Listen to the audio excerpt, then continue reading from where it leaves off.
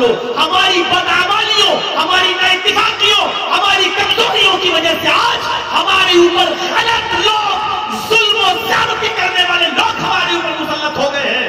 آپ اپنے اعمال اچھے کر لیجئے، شاید اللہ ہمارے اچھے اعمال کی وجہ سے یہ ظلم و بربریت کا دور ہمارے اوپر سے ہٹا دے اور ہمیں اچھے، نیک اور شریف حکمراں ہمیں عطا فرما دے، جو ہمارے ملک کی حفاظت کر سکے، جو ہمارے دیش کو برباد ہونے سے بچا سکے۔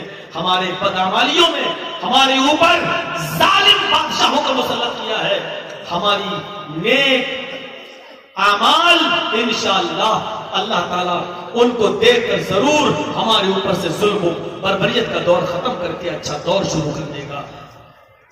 جب برے اعمال کر کے اللہ عذاب مسلط کر سکتا ہے تو اچھے اعمال کرنے پر اللہ رحمت کی بارش بھی کر سکتا ہے۔ یہ میں نے کہہ دیا، بہت کچھ کہہ دیا، بہت کچھ کہہ دیا۔ آپ یہاں بیٹھے ہیں نا، آپ تو سوچ رہے ہیں مولانا نام نہیں لے رہے ہیں، صبح سے 60-70 فون آ چکے ہیں میرے پاس دلی سے، میری زبان سے صرف ایک جملہ نکلوانے کی کوشش کی جا رہی ہے، صرف ایک جملہ ایسا نکال دے مولوی جرجیس کہ کسی طریقے سے ہم اس کو اپنے شکنجے میں لیں۔ ایک چینل، بڑے چینل والا ہمیں فون کر رہا ہے بار بار، ایک بہت بڑا چینل جو اب تک ہماری برائیاں دکھاتا رہا، تقریروں کی کٹنگ کر کے دکھاتا رہا، 60-70 فون آئے ہیں آج میرے پاس، لیکن اللہ کا شکر ہے کہ میں بچتے بچاتے تھوڑا سا ہمارے اوپر بھی خیال کرو۔ ہمارے بھی ماں باپ ہیں، ہارٹ کے مریض ہیں، میں ان کا علاج کرا رہا ہوں، صدمہ برداشت نہیں کر پائیں گے۔ میری بھی ماں ہے، اگر تھوڑا بھی سن لیا اس نے کہ یہ پریشانی، آپ جانتے ہو اعظم خان جیسے لوگ جیل کی سلاخوں میں چلے گئے، شرجیل امام جیل کی سلاخوں میں چلا گیا، ایک ایک کو، کفیل خان ڈاکٹر کفیل کو جیل میں ڈال دیا، راسو کا بھی لگا دیا۔ ابھی ہم جو کام کر رہے ہیں کرنے دیجیے میرے بھائیوں، اگر یہ حالات ہو گئی تو پھر یہ کام رک جائے گا، دعوت و تبلیغ کا کام رک جائے گا۔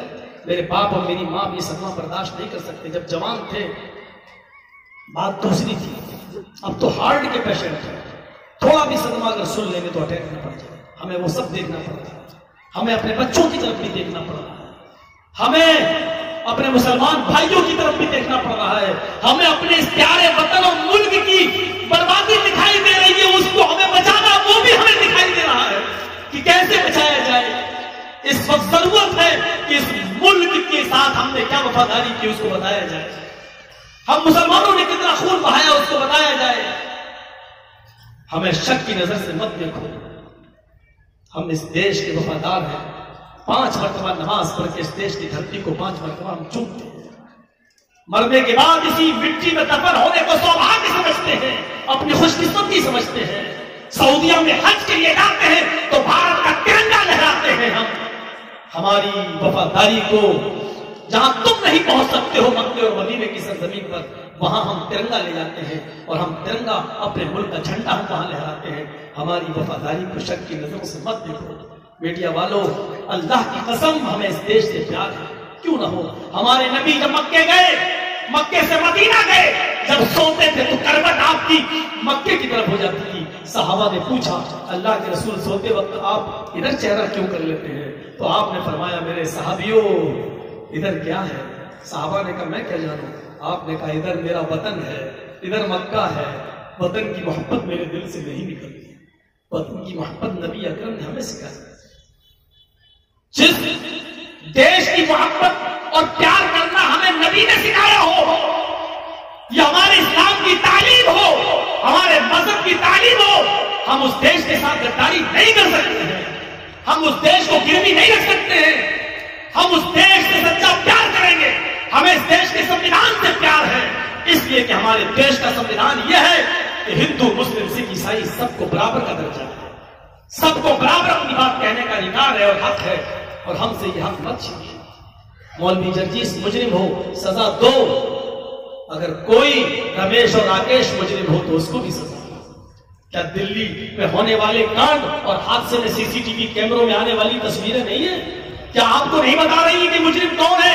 میں آج اس منچ سے اس اسٹیج سے کہتا ہوں، اگر کوئی مسلمان ابترا پر مچاتا ہوا، جھگڑا کرتا ہوا، ہاتھوں میں پتھر لے کر برساتا ہوا اگر آپ کو سی سی ٹی وی کیمرے میں دکھائی دے رہا ہے، پکڑو، سزا دو، جو سزا دینا چاہو دو. لیکن جن غیر مسلموں نے ہاتھوں میں پتھر لیا، گولیاں چلائی، پتھر برسائے اور جنہوں نے بھڑکایا، وہ کسی بھی پارٹی کے ہوں، کسی بھی دھرم کے ہوں، کسی بھی ذاتی کے ہوں، قانون کو اپنا کام کرنے دیجئے، قانون کو اپنا کام کرنے دیجئے. دیش کو کھلواڑ مت بنائیے، دیش کو کھلونا مت بنائیے. اس دیش کو امن اور شانتی کے ساتھ رہنے دیجئے. دیش کی بہت بدنامی ہو رہی ہے بدیشوں میں. ہمارے دیش کو دعا کرو اللہ سے کہ اللہ سونے کی چڑیا بنا دے. ہمارے اس دیش کو، جمہوریت کو، سیکولرزم کو پوری دنیا کہتی تھی کہ انڈیا اور بھارت میں جو سیکولرزم ہے پوری دنیا میں نہیں ہے. اتنا بہتر، اتنا اچھا ہمارا ملک بھارت، سب کو اپنی بات کہنے کا پورا حق اور ادھیکار. لیکن میرے بھائیوں، دیمک کی طرح چاٹنے والے پیدا ہو گئے ہیں، ایک طرف اکھنڈتا کو خراب کرنا چاہتے ہیں. اللہ سے میرے بھائیوں، آپ کو میں نمنترن دیتا ہوں، دعوت دیتا ہوں، اگر آپ کو کوئی ہندو بھائی ایسا دکھائی دے جو آپ کے ہاں مجمع میں گھس جائے، جے شری رام کے نعرے لگائے اور بھگانا چاہے، آپ کسی طریقے سے اس کو اپنے شکنجے میں لے کر، سینے سے لگا کر، اپنے گھر میں لے جا کر، کھانا پانی کھلا کر، چائے پلا کر، سکون کے ساتھ، بغیر مارے اور پیٹے ہوئے، بغیر دہشت پھیلائے ہوئے، کیونکہ وہ ہمارا بھائی ہے، کسی نے بہکا دیا ہے، کسی کے جذبات میں آ گیا ہے، کسی نے اس کو اکسا دیا ہے. رام چندر جی کا نعرہ لگا رہا ہے. رام تو کسی کو تھپڑ بھی مارنے کی اجازت نہیں دیتے تھے، بیجا تھپڑ بھی مارنے کی پرمیشن نہیں دیتے تھے، ناجائز ایک چاٹا بھی مارنے کی اجازت نہیں دیتے تھے. یہ رام کا بھکت نہیں ہے. اس نے رام کے نام پر اس کو بہکایا گیا ہے. اس کو پکڑیے، اس کو لائیے، کھلائیے اور پھر قانون کو اپنے ہاتھ میں آپ رکھ دیجیے اور پیار سے اس کو پولیس والوں کے حوالے کر دیجیے. صاحب ہم نے اس کو پکڑا ہے، یہ نہ سمجھ تھا، اب قانون کو اپنا کام کرنے دیجیے. اور ہندو بھائیوں سے میں گزارش کرتا ہوں کہ اگر کوئی مسلمان جہاد جہاد کا نعرہ لگائے، نعرے تکبیر لگائے، سمجھ لو کہ وہ اسلام کا دشمن ہے، وہ اسلام کو کلنکت کر رہا ہے. اگر وہ مار رہا تو آپ اس کو پکڑیے، اس کو اپنے گھر لے جائیے اور پیار سے اس کو پولیس والوں کے حوالے کر دیجیے اور قانون کو اپنا کام کرنے دیجیے. اور اس کو اسلام اور ہندو سے مت جوڑو. نہ تو ہندو اس لیے سکھاتا ہے کہ کسی کو مارو، نہ اسلام یہ سکھاتا ہے کہ تم کسی کو بے قصور مارو.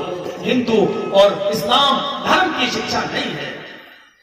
عیسیٰ علیہ السلام نے تو یہاں تک کہا کہ تمہارے دائیں گال پہ تھپڑ مارے تو جواب میں اس کو مت مارو، بلکہ اس کے سامنے بایاں گال پیش کرو. بائیں گال پہ تھپڑ مارے تو اس کو جواب میں کچھ مت بولو، سیدھے چل دو.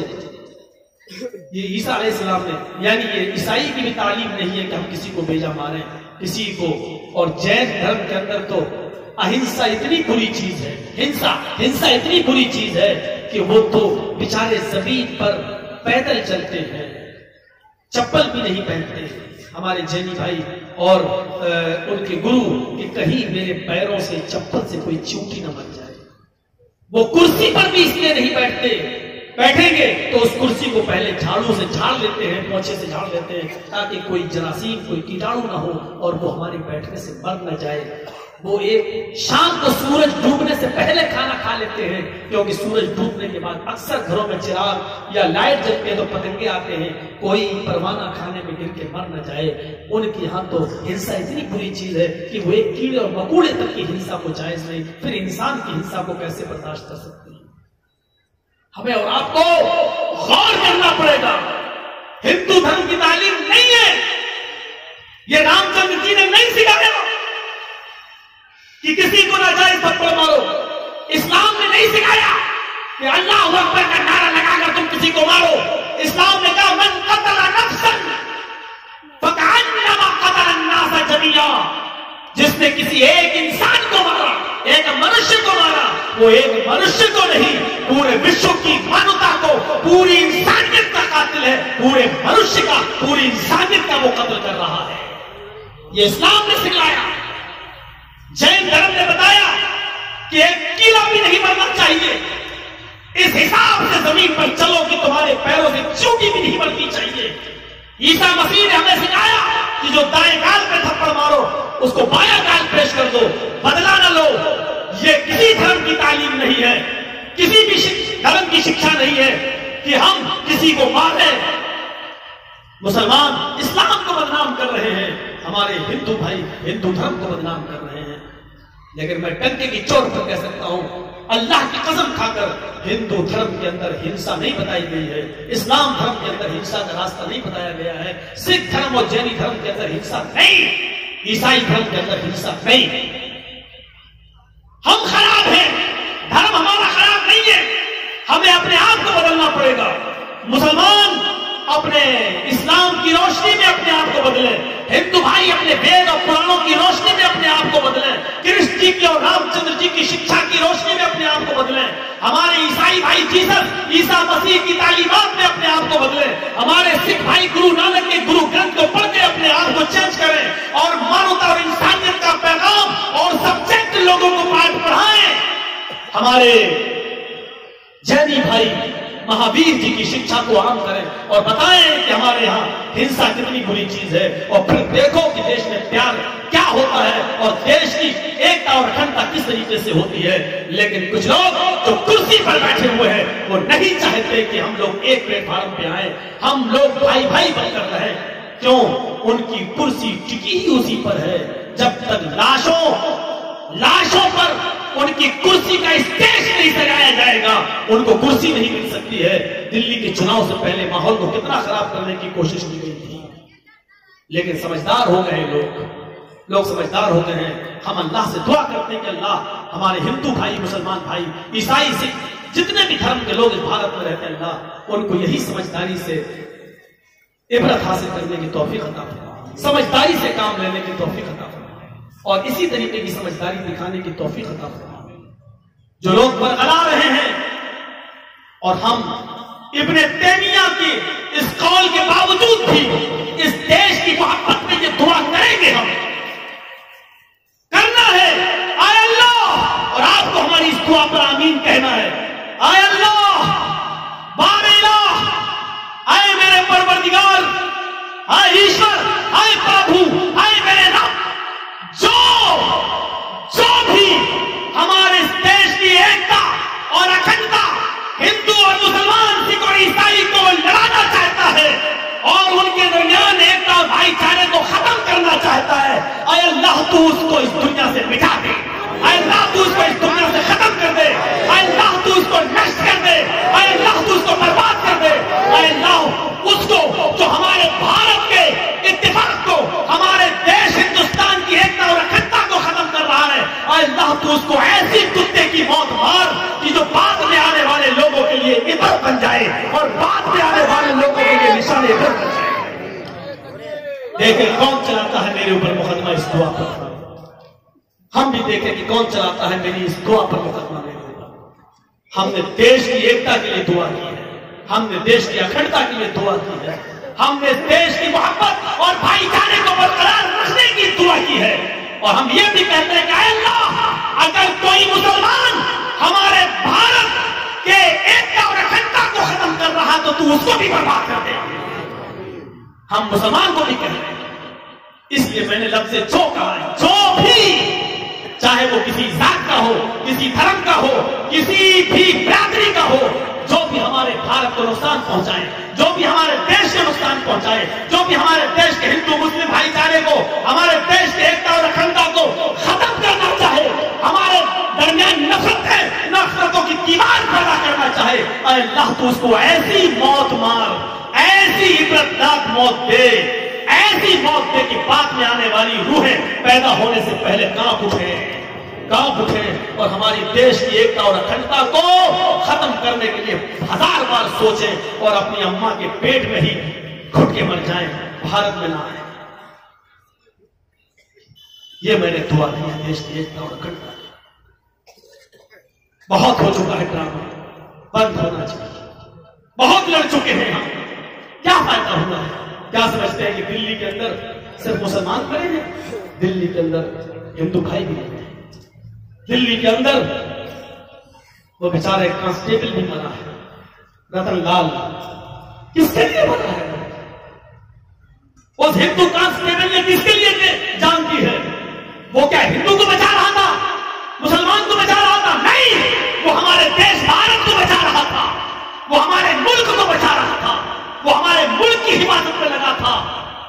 جس نے اپنی جان دی ہے ہم اس کو اس چشمے سے دیکھیں, یہ نہ دیکھیں کہ اس کو کس نے مارا, وہ کس کے لیے آگے بڑھا تھا, کس کی گولی اس کو لگی, وہ آگے بڑھا اور کسی کی گولی لگی. وہ ہندو کو نہیں بچا رہا تھا, وہ مسلمان کو نہیں بچا رہا تھا, وہ اس دیش کو بچا رہا تھا, وہ اس دھرتی کو بچا رہا تھا. جس کو تم ماں کہتے ہو, وہ ماں یہ کیسے قبول کرے گی کہ اس کے اوپر اس کے لال اس کے بیٹے کا خون اس کے سینے پر ٹپکا جائے, اس کے سینے پر آئے؟ ماں کا کلیجہ تو پھٹ جائے گا, وہ اپنے لال کا, اپنے سپوت کا خون نہیں دیکھ پائے گی. کیوں؟ جس کو تم ماں کہتے ہو اس کے دل کو رلاتے ہو, اس ماں کو ستاتے ہو, اور اس ماں کے سامنے ہی اس کی ماں کے سینے پر تم ایک بھارت کے بیٹے کو لہولہان کر کے اس کی زمین اسی ماں پر ڈال دیتے ہو. یہ ماں کیسے برداشت کر سکتی ہے اپنے لال, اپنے سپوت اور اپنے بیٹے کا بلیدان کیسے برداشت کر سکتی ہے اپنے بیٹے کا خون؟ ہمیں اس چشمے سے دیکھنا چاہیے. میرے پیارے ساتھیوں, یہ بنیادی چیز ہے. یہ نبی اکرم تھے جنہوں نے ہمیشہ دعوت دی, ہمیشہ دعوت دی ہے, اللہ کی طرف بلایا. اپنی بیٹی کو ہاتھ میں لے رہے تو اللہ نے فرمایا زینب کی بیٹی یعنی میری نواسی, میری ناتن کی طبیعت خراب ہے. یہاں فرمایا میری بیٹی سے کہہ دو, میری بیٹی سے کہہ دو کہ بے شک للہ ما عطا, اللہ نے جو کچھ بھی دیا وہ اللہ ہی کا ہے, اور اگر وہ چلی جاتی ہے تو وہ بھی اللہ ہی کی امانت ہے. میرے پاس کچھ لوگ آئے ہیں جو اسلام کی دعوت سننے آئے, میں ان کو دعوت دے رہا ہوں, ابھی نہیں آ سکتا. وہ چلے گئے اور زینب سے کہہ دیا کچھ لوگوں میں بزی ہیں, باہر سے آیا ہے وفد, آپ ان کو اسلام کی دعوت دے رہے ہیں. حضرت زینب نے دوبارہ بھیجا, میرے باپ سے آپ پوچھے محمد رسول اللہ سے کہنا آپ کی بیٹی نے آپ کو اللہ کا واسطہ دیا ہے, جس حال میں اسی حال میں اٹھ کے چلے جائیے. میری بیٹی نے اپنی نواسی کو گود میں لے لیجیے اور اس پر دم کر دیجیے, شاید آپ کی دعا سے میری بیٹی کی جان بچ جائے. اللہ سن لے. اللہ کے نبی کو جب قسم دی گئی تو آپ نے ساتھ جو لوگ باہر سے آئے آپ نے ان سے کہا میری بیٹی کبھی اتنی پریشان نہیں ہوئی جتنی آج ہے. اب تم یہیں بیٹھو. انتظام کر دیا ان کے کھانے پینے رہنے کا, اور آپ نے چند صحابہ کو لیا اور ان کے ساتھ چلے گئے. اور سنو, زینب کے کمرے میں دستک دی. محلے کی 15-20 عورتیں پہلے سے بیٹھی ہوئی تھی, گھریلو لوگ موجود تھے, چند لوگ. کمرہ اتنا بڑا نہیں تھا, حجرہ اتنا بڑا نہیں تھا. حضرت زینب, کسی نے دروازہ کھولا, زینب اپنی چارپائی پر بیٹی کو لے کر بیٹھی ہوئی ہے, اور جیسے اللہ کے رسول صلی اللہ علیہ وسلم گھر میں گھستے ہیں, زینب اپنی بیٹی کو لے کر آگے بڑھتی ہے. اے اللہ کے نبی, میری بیٹی کو اپنی گود میں لے کے دم کر دو, میری بیٹی دیکھیے کیا کنی کے عالم میں. نبی اکرم صلی اللہ علیہ وسلم نے دیکھا زینب کی بیٹی میری ناتن سسکیاں لے رہی ہے, سانسیں چل رہی ہیں. آپ نے اس کو اپنی گود میں لیا. شاید نبی اکرم کی ناتن اپنے نانا کی گود کا انتظار کر رہی تھی, شاید اپنے نانا کی گود کا انتظار کر رہی تھی. جیسے ہی نبی اکرم کی ناتن زینب کی بیٹی محمد رسول اللہ کی گود میں آئی, اللہ کی یہی مصلحت مرضی تھی, اس ناتن کا انتقال ہو جاتا ہے. زینب کی بیٹی دم توڑ دیتی ہے, زینب کی بیٹی کی روح نکل جاتی ہے. ناتن کی روح نکلی, زینب کی آنکھوں میں آنسو آ گئے, اور اس وقت جتنی عورتیں وہاں بیٹھی تھی زینب کو دیکھ کر ساری عورتیں رونے لگی. جتنے مرد تھے ان سب کی آنکھوں میں آنسو ہوئے, لیکن محمد رسول اللہ ایسے نازک موڑ پر بھی اللہ کی دعوت دے رہے ہیں, اور آپ کی زبان سے جملہ نکلتا ہے اِنَّا لِلَّهِ وَإِنَّا إِلَيْهِ رَاجِعُونَ. زینب غم کی ضرورت نہیں ہے, ہم سب اللہ ہی کی امانت ہے, اللہ ہی کے پاس سے آئے ہیں. وَإِنَّا إِلَيْهِ رَاجِعُونَ, اور ہم سب کو اللہ ہی کی طرف جانا ہے, ہم سب کو اللہ ہی کی طرف لوٹ کر جانا ہے. سارے لوگ رو رہے ہیں اور محمد رسول اللہ صلی اللہ علیہ وسلم لوگوں کو بیٹھے ہوئے مجمع کو اپنی بیٹی کو اللہ کی دعوت دے رہے ہیں، داعیاً الی اللہ، اللہ کی طرف بلانے والا۔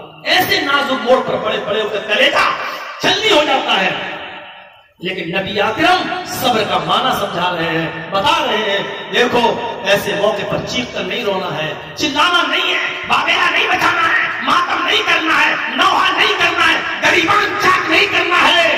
کیوں؟ اگر تم نے ایسا کیا تو تمہاری یہ بیٹی قیامت کے دن تمہاری نجات کا ذریعہ نہیں بنے گی۔ اللہ کی دعوت، موڑ کوئی سا بھی ہو، دعوت اللہ کی طرف۔ اپنے سامنے، یہ تو نبی کی نوازی تھی، اپنے سامنے بھی موت کو دیکھ رہے ہیں پھر بھی اللہ کی دعوت۔ وہ سنا، چھوٹے چھوٹے بچے سناتے ہیں، لوٹے ایک جنگ سے، ایک گھنے جنگل سے گزرے، صحابہ کئی راتوں میں تھکے ہوئے تھے جنگ میں لڑتے لڑتے، کہا اللہ کے رسول تھوڑا سا آرام کر لیتے ہیں، کہا ٹھیک ہے کر لو۔ سب نے سایہ دار درخت دیکھا، چھایا دار، لیٹ گئے۔ اللہ کے رسول بھی کہیں دور چلے گئے اور آپ نے اپنی تلوار ایک پیڑ سے درخت سے لٹکا دی اور آپ بھی آرام سے سو گئے۔ جیسی سوئے اسی جنگل میں ایک دیہاتی، ایک عربی، ایک کافر بدبی چلا آیا۔ اس نے دیکھا ہے محمد کی تلوار، نیچے محمد، 100 اونٹ کا انعام، محمد کو زندہ مردہ لانے پر، یہ تو بڑا اچھا موقع ہے، سارے صحابہ سو رہے ہیں، کیوں نہ تلوار اٹھاؤں اور محمد کی تلوار سے محمد کو قتل کروں۔ وہ درخت پہ چڑھا، پیڑ پہ چڑھا، اس نے فوراً تلوار اٹھائی، اتاری، کود گیا، لیکن زمین پر جب چھلانگ لگائی تو نبی اکرم اس کے پیروں کی دھمک سے اٹھ گئے۔ وہ آگے بڑھ رہا ہے، نبی اکرم کھڑے ہو گئے۔ اس کو آنے میں تھوڑا وقت لگے گا، 20-25 قدم کی دوری ہے، آپ بھاگ بھی سکتے تھے۔ صحابہ کو چیخ کرے اٹھو اٹھو اٹھو، ایک آدمی آیا، ایک مجھے مارا، لیکن آپ نہ تو چیخے، نہ صحابہ کو جگایا، نہ دوڑے، بلکہ سامنے جو آ رہا ہے اس کا استقبال کر رہے ہیں۔ آپ کے ہاتھ میں کچھ نہیں، دشمن کے ہاتھ میں تلوار، قریب آیا، اس نے تلوار اٹھا بھی لی۔ میں یعصمک منی یا محمد، سوال کرتا ہے بخاری کے الفاظ، اے محمد بتا آج تجھے میرے ہاتھ سے کون بچائے گا؟ بول کون بچائے گا؟ نبی اکرم نے جواب دیا اللہ۔ موت سامنے، دشمن تلوار لے کے کھڑا، تلوار اٹھا بھی لی، نہ بھاگ رہے ہیں نہ چیخ رہے ہیں، دشمن کہہ رہا بتا کون بچائے گا؟ اس مارنے والے دشمن کو دعوت دے رہے ہیں تو کون؟ محمد رسول اللہ۔ اور دعوت بھی کس کی؟ بچانے والا بھی اللہ، اور میں دعوت بھی دے رہا ہوں وہی جو پاورفل ہے۔ کون بچائے گا؟ اللہ۔ اللہ کہنا تھا، اس کے ہاتھ سے تلوار گر گئی، جب گری تو آپ نے اٹھا لی۔ دیکھا، کروٹ بدلنے میں ٹائم نہیں لگتی۔ آج بھارت کے جو حالات ہیں نا، صبر کرو بھائیو، اس وقت صبر سب سے بڑا ہتھیار ہے۔ 5 وقت نماز پڑھتے ہو نا، جہری نمازوں میں جن میں تلاوت کی جاتی ہے، آپ قنوت نازلہ پڑھیے۔ جو کام کر سکتے ہو وہ تو کرو۔ مجھے معلوم ہے کہ ہم کمزور ہیں، ہمیں معلوم ہے کہ ان کے پاس پاور، طاقت، حکومت سب کچھ ہے۔ آپ صبر کرو۔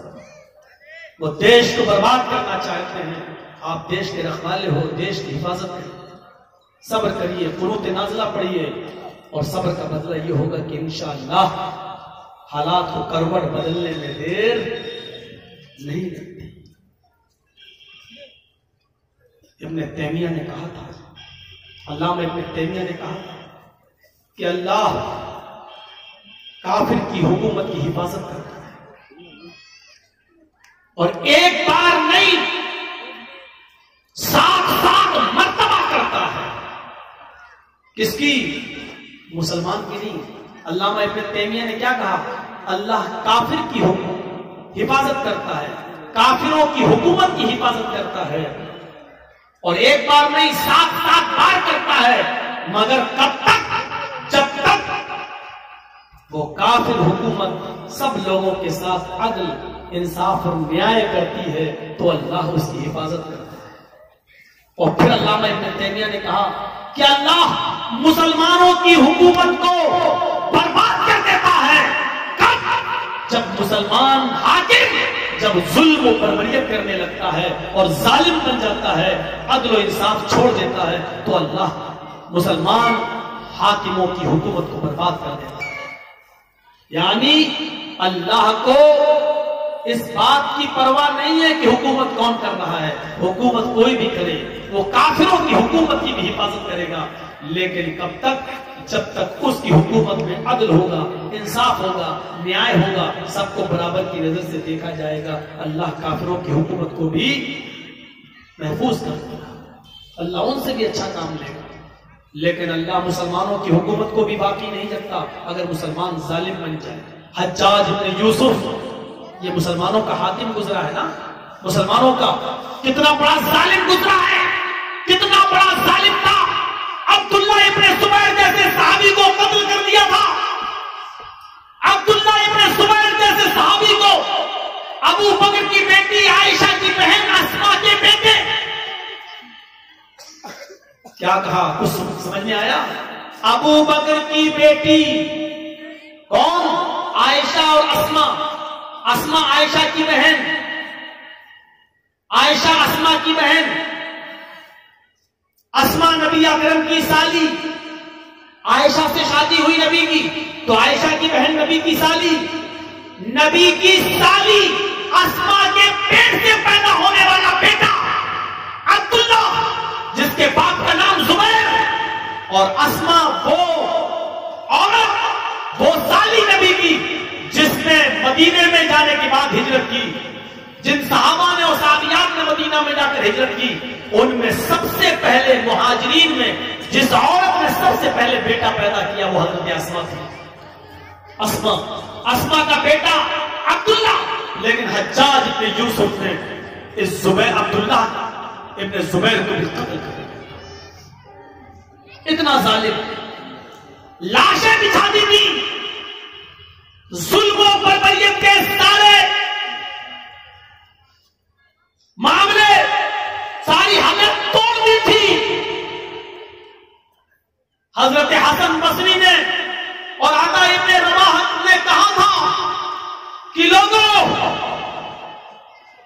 حجاج ابن یوسف کے لیے ہم بد دعا نہیں کر سکتے، صحابہ کو قتل کر رہا ہے لیکن بد دعا نہیں کر سکتے۔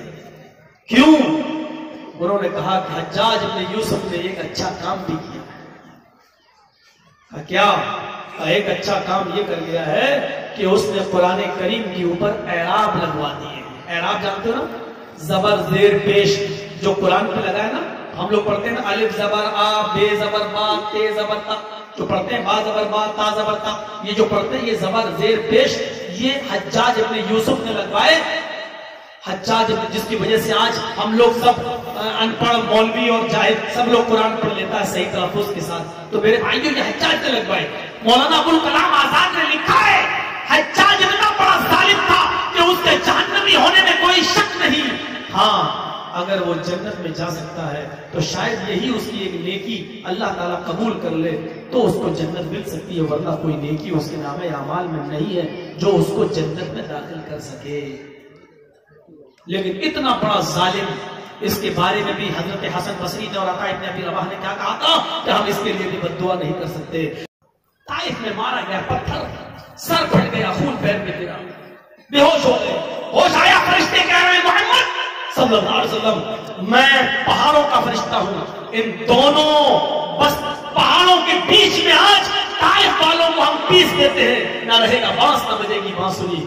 آپ نے طائف والوں کو بھی دعوت دی تو اللہ کی، اللہم اہد قومی فإنہم لا یعلمون، نہیں انہوں نے مجھے مارا، ماننے دو، یہ نہیں مان لائیں گے، کوئی بات نہیں، ان کی پشت میں، ان کی ریڑھ کی ہڈی میں، ان کے نطفے سے پیدا ہونے والی نسلیں میرے اوپر ضرور ایمان لائیں، ان کی ہونے والی اولادیں میرے اوپر ضرور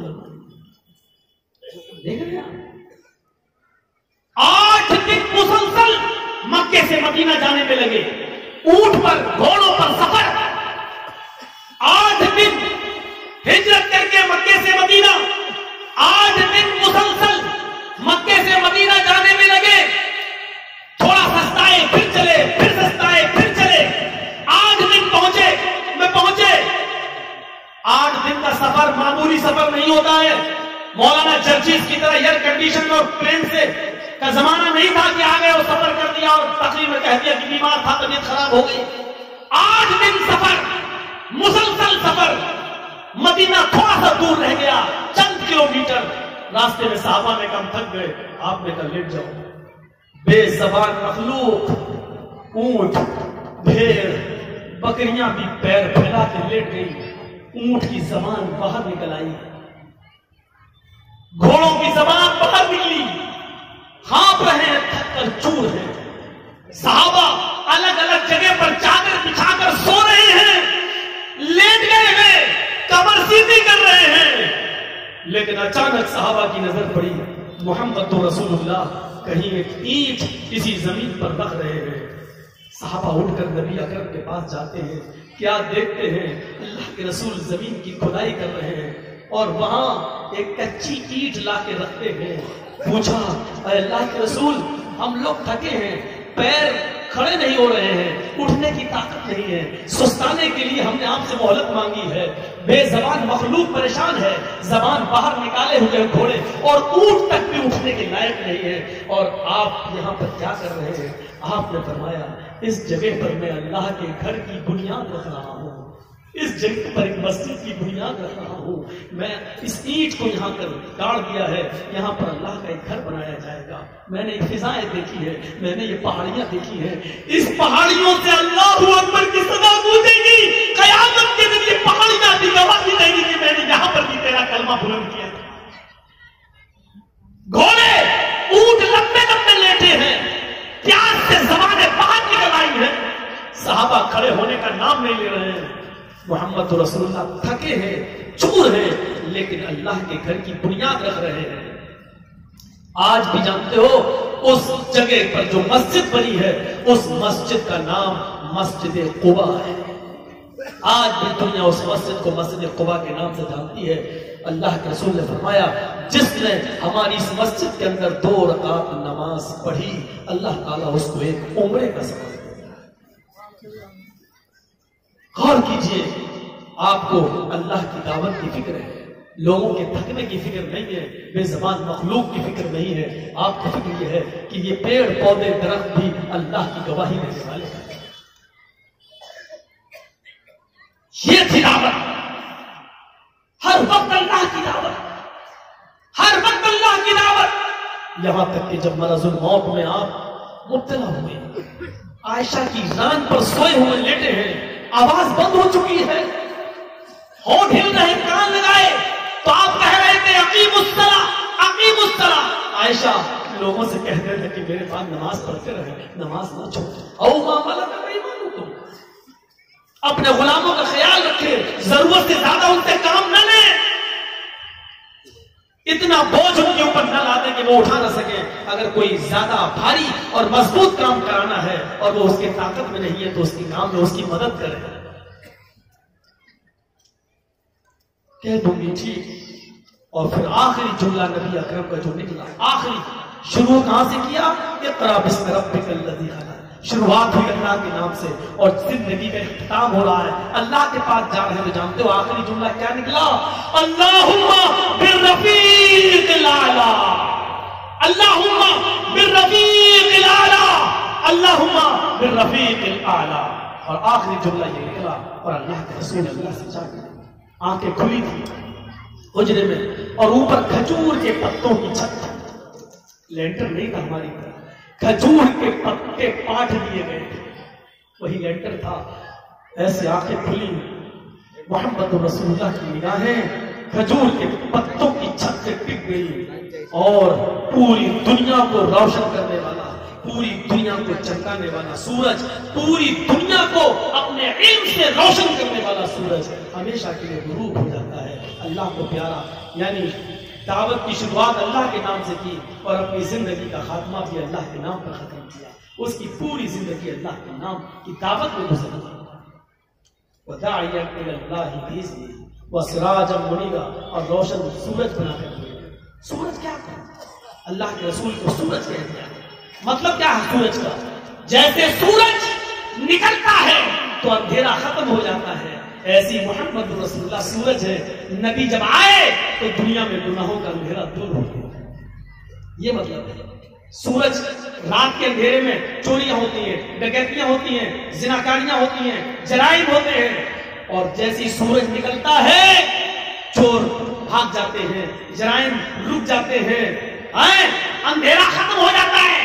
ایسے ہی عرب کے اندر جوا, شراب, اندھیرا تھا, گناہوں کی دلدل تھی, گناہوں کا تالاب تھا, سمندر تھا. لیکن جب محمد رسول اللہ نے نبوت کا دعویٰ کیا تو گناہ مٹ گئے اور روشنی ہو گئی, یعنی اندھیرا ختم ہو گیا اور روشنی آ گئی. جس طرح ستارے چمکتے ہیں لیکن سورج جب نکلتا ہے تو ستارے غائب ہو جاتے ہیں. یعنی ایک سورج ہزاروں ستاروں پر بھاری ہوتا ہے, سورج نکلا ستارے غائب. سارے نبیوں کی شریعتیں ستارے, محمد کی شریعت سورج. سارے نبیوں کی تعلیم اچھی, لیکن سورج کے آنے کے بعد جب ستارے غائب ہو جاتے ہیں تو محمد رسول اللہ کے آنے کے بعد سارے نبیوں کی اور سارے رسولوں کی شریعت منسوخ. اب محمد سورج کی روشنی کے ہوتے ہوئے اب کسی اور روشنی کی ضرورت نہیں. فرق اتنا ہے کہ یہ سورج جو آسمان سے چمکتا ہے مغرب میں ڈوب جاتا ہے پشچم میں, لیکن محمد رسول اللہ وہ سورج ہے جن کا ذکر نہ دن میں بھی ہوتا ہے اور رات میں بھی ہوتا ہے. یہ سورج نہ دن میں ڈوبتا ہے نہ رات میں ڈوبتا ہے. اس سورج کی روشنی دن میں بھی ہوتی ہے اور رات میں بھی. دیکھیے اس وقت رات کے 12:30 بج چکے ہیں, لیکن اس سورج کی تعلیمات اس رات کے اندھیرے میں بھی مولوی جرجیس آپ تک پہنچا رہا ہے. یہ اسی سورج کی روشنی ہے. میرے بھائیوں ذرا غور کیجئے, یہ سورج نہ دن میں مرجھاتا ہے نہ رات میں ڈوبتا ہے. اس سورج کو دن اور رات دونوں میں یکساں چمکتا ہوا نظر پاؤ گے, چمکتا ہوا پاؤ گے. حضرت عائشہ نے یہی تو کہا تھا, لی شمس وللآفاق شمس شمسی خیر من شمس السماء. لوگو تمہارا سورج الگ ہے, میرا سورج الگ ہے. تمہارا سورج آسمان میں, ہمارا سورج محمد رسول اللہ. شمسی خیر من شمس السماء, تمہارا سورج میرے سورج سے اچھا نہیں ہے, میرا سورج تمہارے سورج سے بہتر ہے. شمس الناسی تطلع بعد فجر شمسی تطلع بعد العشاء.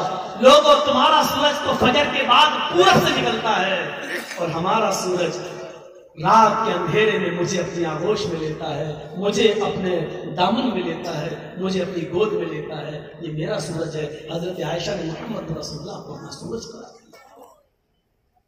میرے بھائیوں مجھے سفر کرنا ہے, نکلنا بھی ہے. کل ہمارے کچھ دیوبندی بھائیوں نے پروگرام رکھا ہے مدنی پور میں, مجھے ادھر بھی جانا ہے, بہت دور ہے, اور جمعے کا خطبہ مجھے کلکتہ میں دینا ہے. اس لیے 12:30 تک میں نے کہا تھا کہ میں آپ کا وقت لوں گا. میں تو 1 گھنٹے سے بیٹھا ہوا تھا یہاں پر, لیکن مدرسے کا یا مسجد کا کام چل رہا تھا تو میں نے انٹرفیئر نہیں کیا. میں آپ سے گزارش کرتا ہوں میرے بھائیوں, اس مسجد کے لیے آپ بھی اتنا سب کچھ سننے کے بعد بھی دین کا کام کرنا, کیونکہ دین کے کام ہماری نیک عمل ہی انشاءاللہ ظلم و ستم کا دور ختم کرا سکتے ہیں. اللہ نے اگر پسند کر لیا تو آپ سے گزارش ہے کہ میں 5 منٹ اسٹیج پہ بیٹھا ہوں, اونلی 5 منٹ. آپ میرے ہاتھ میں اس مسجد کے لیے اگر کچھ دینا چاہیں تو دے دیں. یہ محبت ہوگی آپ کی اور میری بات آپ کتنی رکھتے ہیں یہ مجھے دیکھنا ہے. اللہ سے دعا ہے کہ ہمارے اللہ ہم تمام مسلمانوں کو قبول کرنے کی توفیق عطا فرما, ہمارے بھارت کی حفاظت فرما, اور اے اللہ جب تک تو ہمیں زندہ رہے اسلام کو زندہ رکھنا, اور جب ہمارا خاتمہ ہو تو ایمان پر ہمارا خاتمہ فرمانا. ہمارے میں برابر مبین موبائل کا ہے